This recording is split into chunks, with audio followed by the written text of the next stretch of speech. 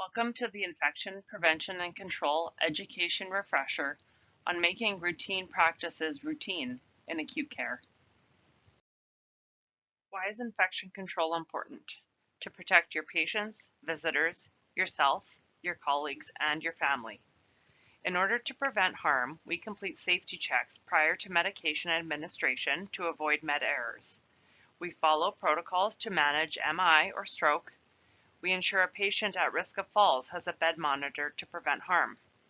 This same attention should be given in order to not give the patient an infection during the delivery of care.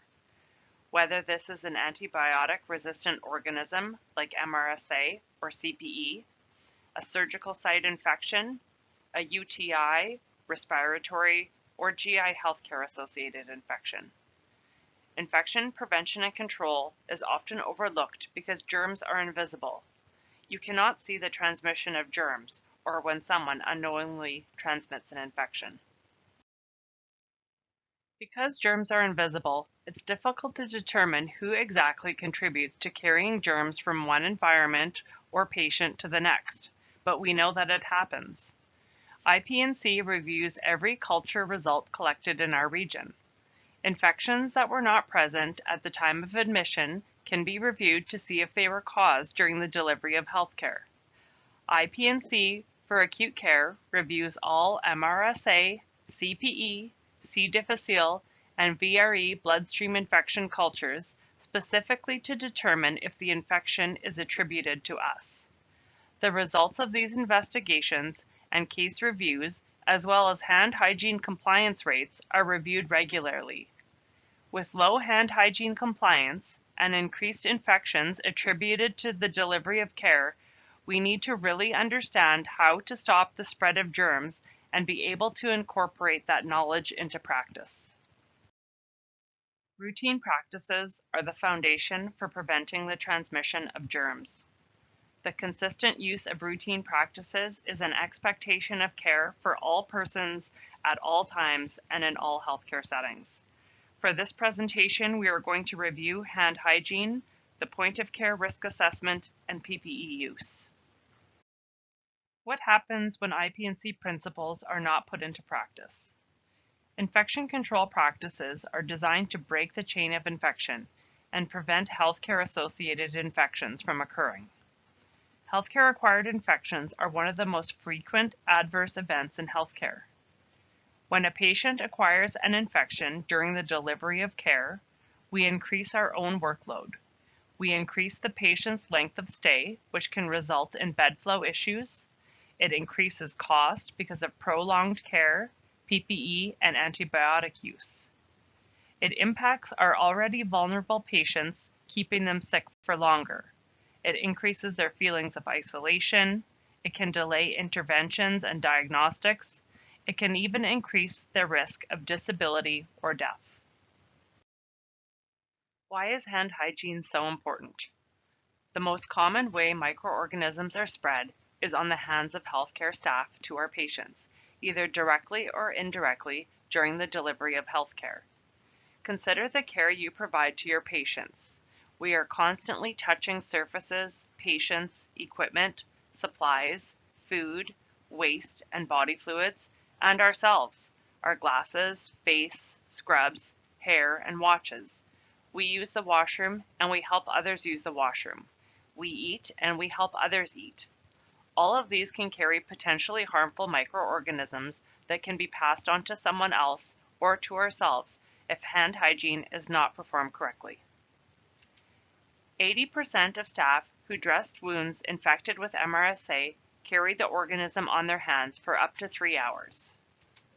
Within 30 minutes of contacting the environment of someone with C. diff, 60% of the hands of staff were contaminated without even touching the patient. 40% of all nurse interactions resulted in the same organism of Klebsiella pneumoniae being transmitted to healthcare workers' hands, lasting up to 150 minutes, even with contact as slight as touching the patient's shoulder. Hand hygiene is the most effective intervention for reducing healthcare-associated infections. It's fast, it's simple, and it's effective. So why do we continue to see low compliance? Your unit will receive quarterly and annual hand hygiene reports. They will be posted on your Viz board. It shows the compliance rate observed on your unit as well as the compliance rate of each profession observed. Auditors may provide feedback based on what they are observing during an audit session. We encourage you to go to your Viz board and have a look at your compliance. Hand hygiene in the external or healthcare environment. In the healthcare environment, there are multiple persons' flora or germs in the environment, including that of staff, visitors, and patients and clients. Therefore, when our hands come into contact with items in the external or healthcare environment, hand hygiene must be completed prior to handling items considered clean or coming into contact with a patient and/or their environment.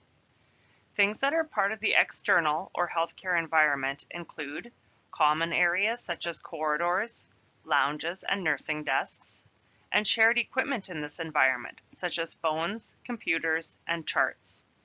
It also includes you, your glasses, uniform, stethoscope, pen, watch, swipe cards, and Voicera.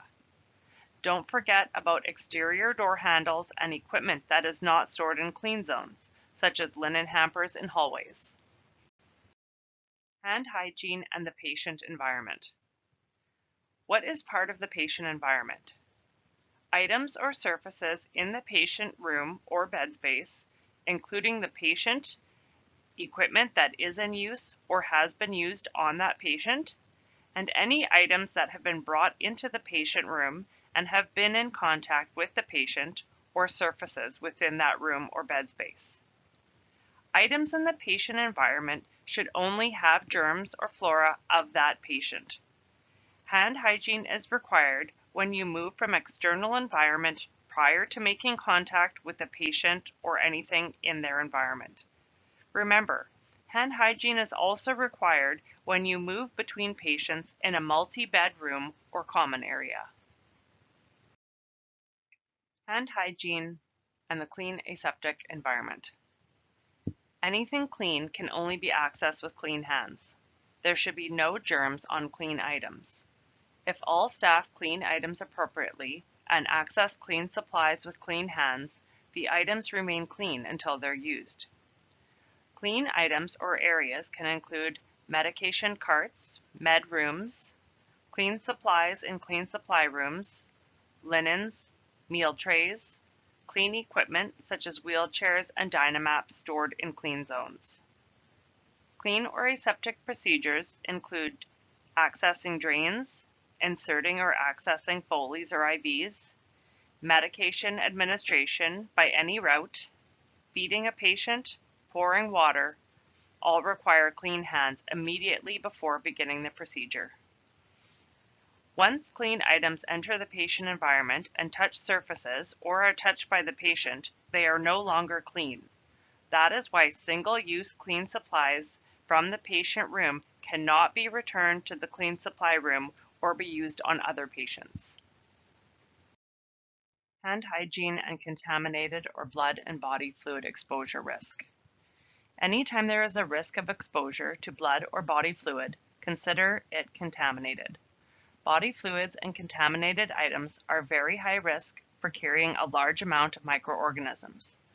When in contact with blood or body fluids or contaminated items, you must do hand hygiene immediately before you contact any objects or surfaces, even within that patient's own room. Examples of contaminated items include used PPE, used tissues, soiled briefs and linen, garbages, floors, used urinals or commodes. Examples of body fluid exposure risk procedures include dressing changes, IV starts, IM injections, specimen collection such as urine, stool, sputum, or NP swabs, oral care, emptying a drainage system such as a Foley or JP, or changing a brief. Consider this example. After starting an IV and securing it in place, before you touch any other surfaces in the room, you must remove your gloves and perform hand hygiene to prevent the transfer of body fluids onto surfaces in the room. Think of the patient, visitors, and your coworkers.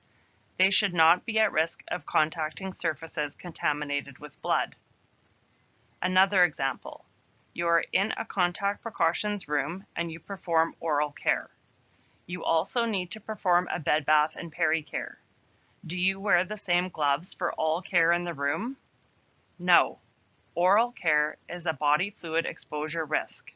Remove your gloves, perform hand hygiene, and don new gloves before contacting bed linens to prepare the patient to be washed. Hand hygiene. More hand hygiene is not the answer. Doing it at the right time is. Let's go through some scenarios. A healthcare worker is sitting on the phone when they finish their call and see a patient in the hallway. They first wash their hands before touching the patient or their equipment. Even though the patient is in the hallway, any of their equipment is still considered patient environment. Next, a healthcare worker touches the patient but then reaches into her pocket and touches her cell phone.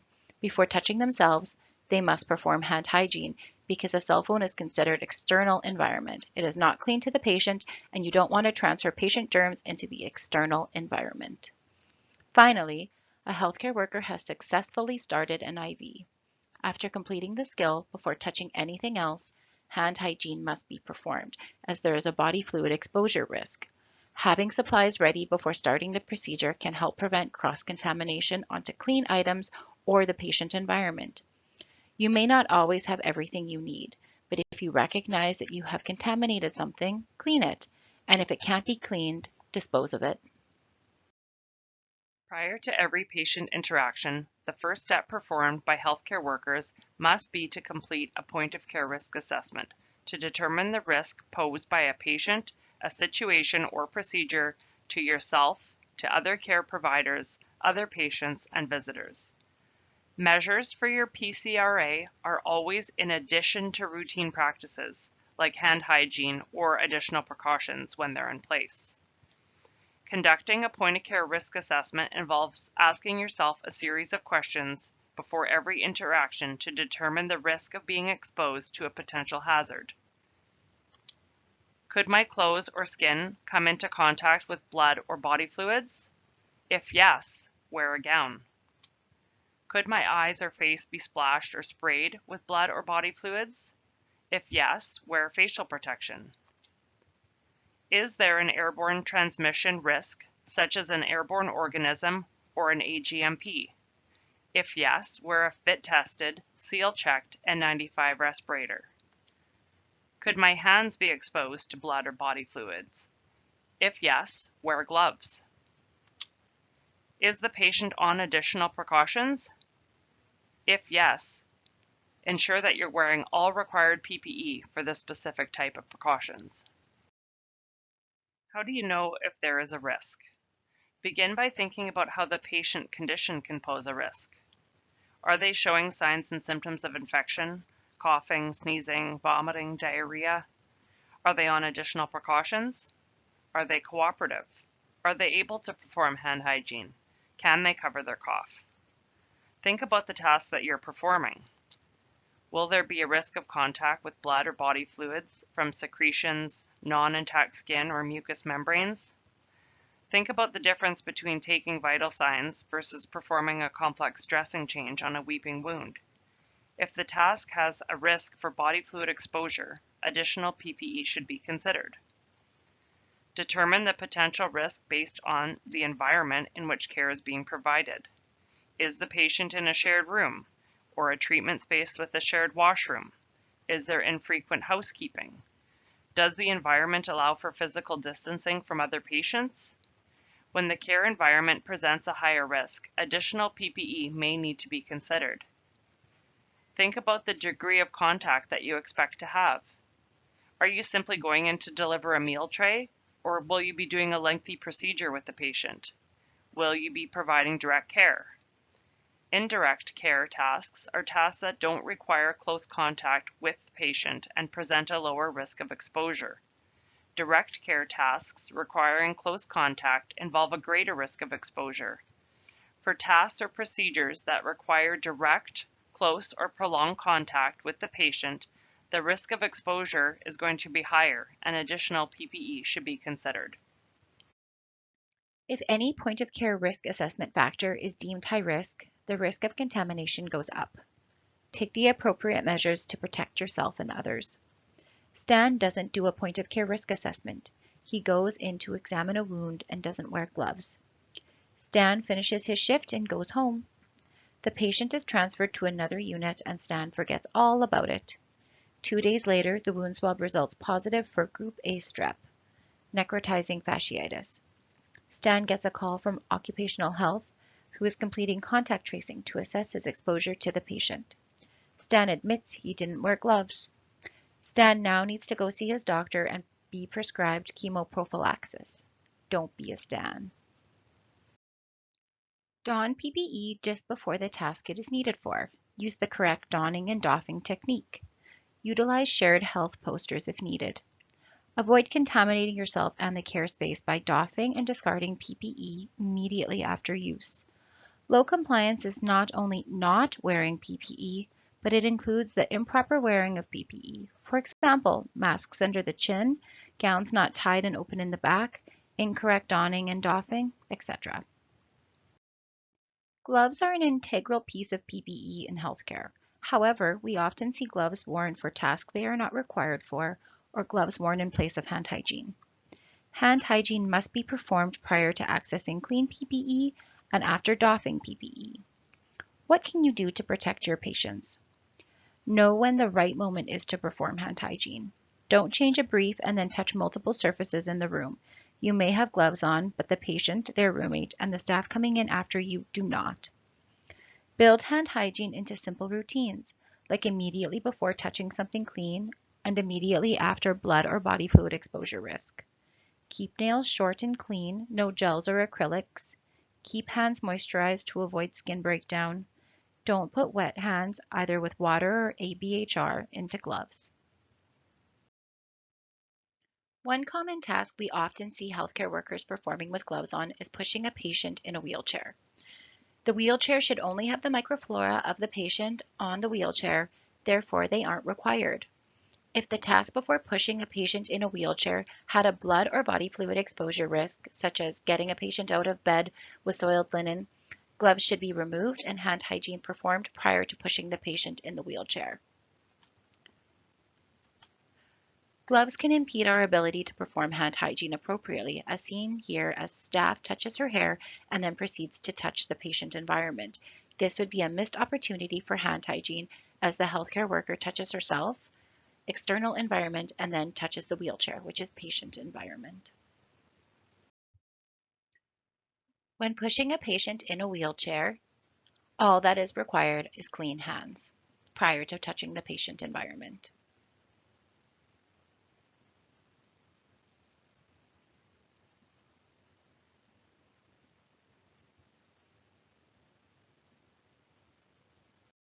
Visitors and designated caregivers have a responsibility to comply with routine practices.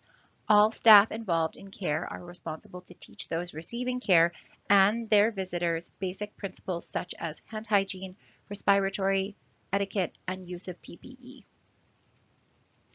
Visiting policies must balance the risk of transmission of infectious disease and the promotion of patient-centered care. Exclusion of those with signs and symptoms of transmissible infections should reduce the risk. This can include not visiting when ill. However, if a visit is deemed essential, such as a parent or guardian, designated caregiver, or end-of-life circumstances, we must take steps to reduce the risk of transmission, such as wearing a medical mask for respiratory symptoms, performing appropriate hand hygiene, remaining only in the patient's room, avoiding contact with other patients, their equipment, and avoiding communal areas. We also must make sure those visiting can comply with infection control practices. All of us are responsible to keep our patients, visitors, and co-workers safe. Patients will have a limited ability to comply with PPE and hand hygiene if they are not provided the information and resources to do so. It's very important that we encourage and assist patients with hand hygiene prior to meals, after toileting, after blowing their nose, or wiping other secretions or wound drainage. We must also provide education to the patient if they are being placed on additional precautions.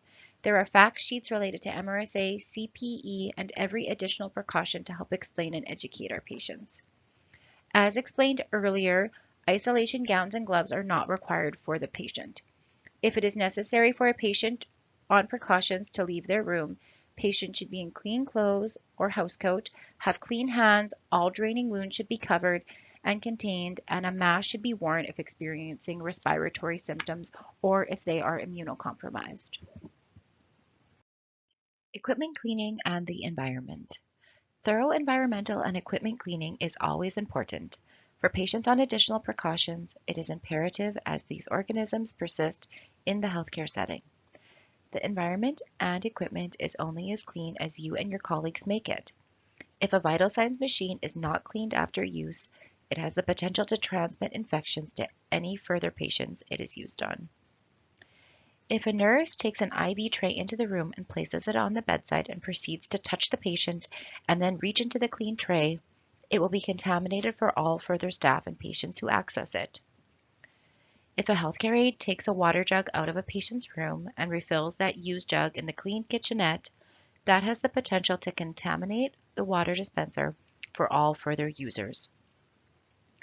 If education on the importance of hand hygiene and cough etiquette is not provided to a patient experiencing cough and runny nose, you can expect that the patient environment will be heavily soiled.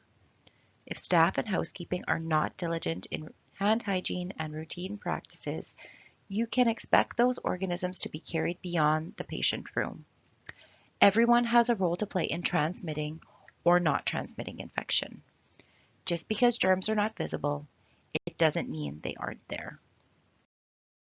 Surfaces and equipment become contaminated where healthcare is provided. Contamination occurs most often through touch by staff, patients, or visitors. Any single-use items brought into the patient room must be dedicated or discarded. In this video, the healthcare worker removes the equipment from the patient's environment, cleans her hands, and then accesses disinfecting wipes.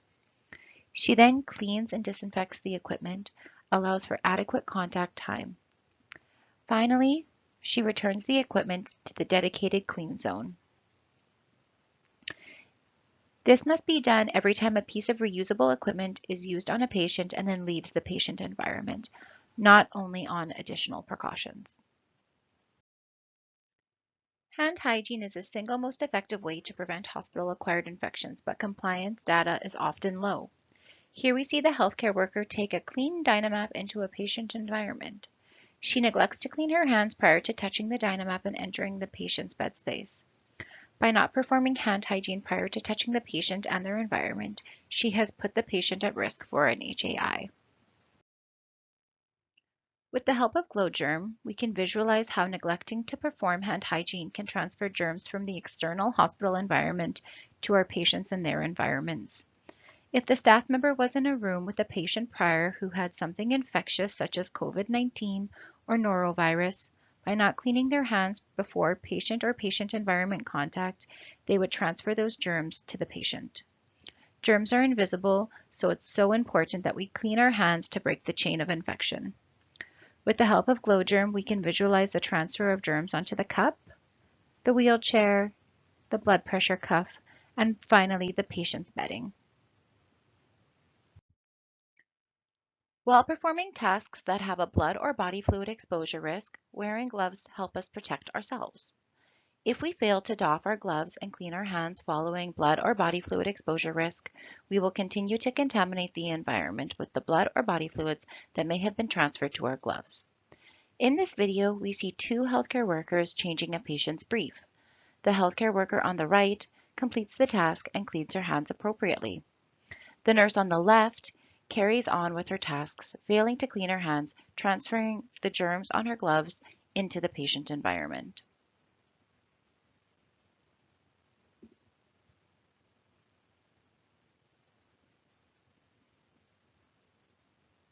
It's crucial we clean our hands following blood or body fluid exposure risk.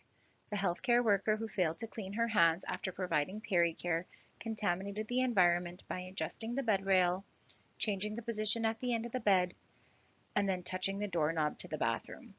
With the help of GlowGerm, we can visualize how easily blood or body fluids can be transferred throughout the environment when we don't clean our hands.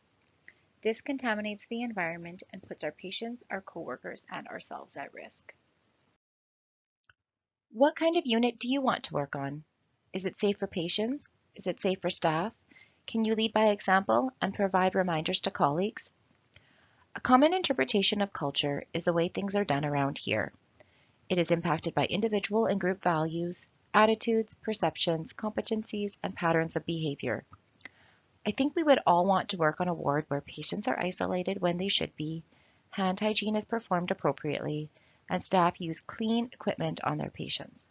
Every person's attitudes and behaviors impact ward culture. In summary, know your environment. Think about what you touch and whose germs are on it. Do your point of care risk assessment to help keep yourself, your patients, and your coworkers safe. Clean the equipment you use to ensure it is safe for use on the next patient.